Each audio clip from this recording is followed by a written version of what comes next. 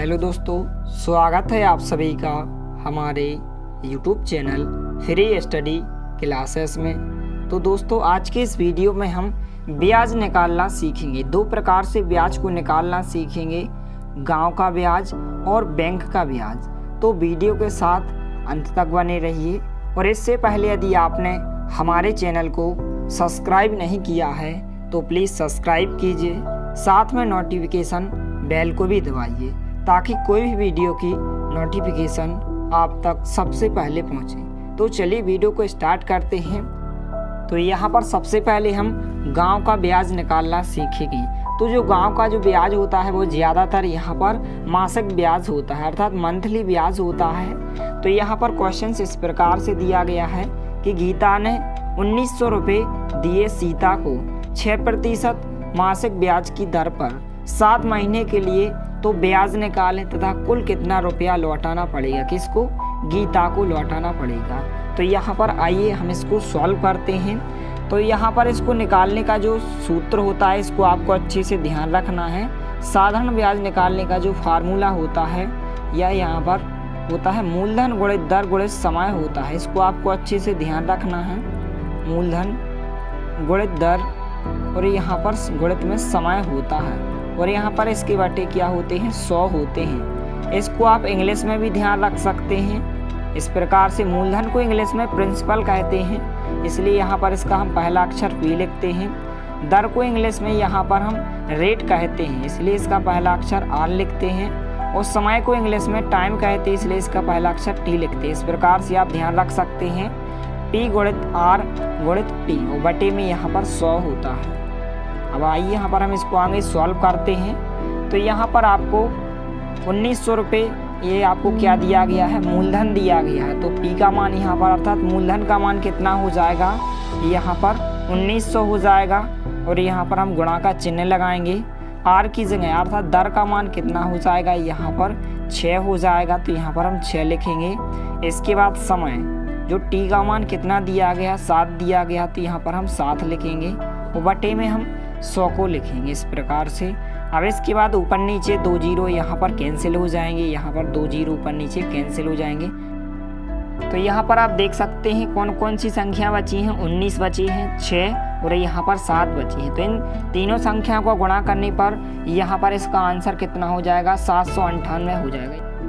तो यहाँ पर ब्याज का मान कितना हो जाएगा, 798 रुपये हो जाएंगे। लेकिन क्वेश्चन में पूछा गया है कि कुल कितना रुपया लौटाना पड़ेगा। तो यहाँ पर ब्याज जो यहाँ पर 6 महीने का ब्याज कितना हो जाएगा, 798 रुपये हो जाएगा।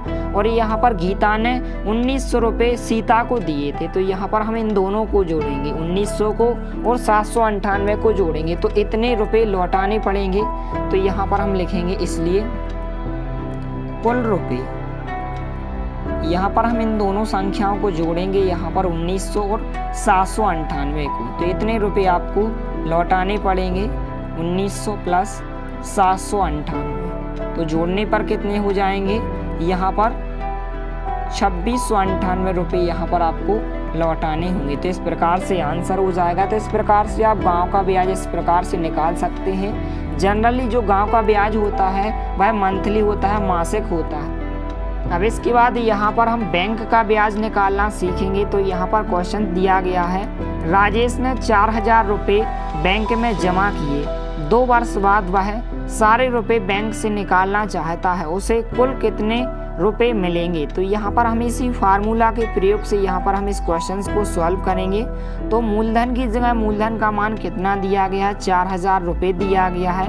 अब इसके बाद दर, तो यहाँ पर आपको ध्यान रखना है कि जो बैंक की दर होती है ज़्यादातर यहाँ पर 3% होती है। और यहाँ पर समय कितना दिया गया है, 2 वर्ष दिया गया है। गाँव के ब्याज में यहाँ पर जो समय होता है वह मासिक होता है, और जबकि बैंक के ब्याज में यहाँ पर जो समय होता है वह वार्षिक होता है। तो आपको ध्यान रखना है। तो यहाँ पर इस फार्मूला में हम सभी मानों को रखेंगे और इसको हम सॉल्व करेंगे।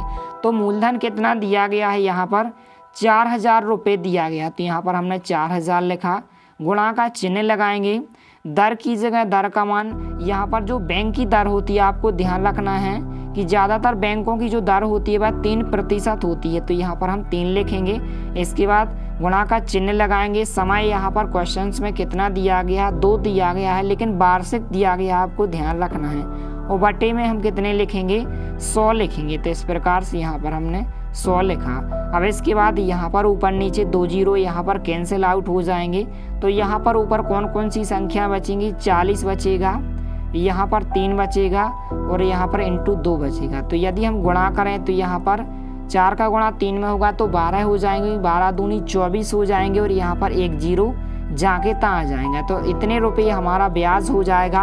अब इसके बाद यहाँ पर हमें बैंक से कुल कितने रुपए मिलेंगे, 4000 रुपये तो हमने जमा किए, लेकिन 2 वर्ष तक जमा किए, तो ब्याज सहित कितने रुपए मिलेंगे। तो यदि हम ब्याज में इस मूलधन को जोड़ दें तो यहाँ पर हमें कुल इतने रुपए मिलेंगे। तो यहाँ पर हमें लिखेंगे कुल रुपए यहाँ पर कितने हो जाएंगे। यहाँ पर मूलधन का मान कितना दिया गया है, 4000 दिया गया, तो यहाँ पर 4000 प्लस ब्याज यहाँ पर कितना है, 240 रुपये है। तो यहाँ पर हम इन दोनों को जोड़ेंगे तो कितने हो जाएंगे, 4240 रुपये यहाँ पर हमें बैंक से मिलेंगे। इतने रुपये आपका आंसर हो जाएगा। तो इस प्रकार से आप गांव का ब्याज और बैंक का ब्याज आसानी से निकाल सकते हैं। यदि वीडियो पसंद आए तो प्लीज़ लाइक कीजिए, दोस्तों के साथ शेयर कीजिए और यदि आपने हमारे चैनल को सब्सक्राइब नहीं किया है तो प्लीज़ सब्सक्राइब कीजिए। धन्यवाद। मिलते हैं अगले वीडियो में, तब तक के लिए जय हिंद, वंदे मातरम।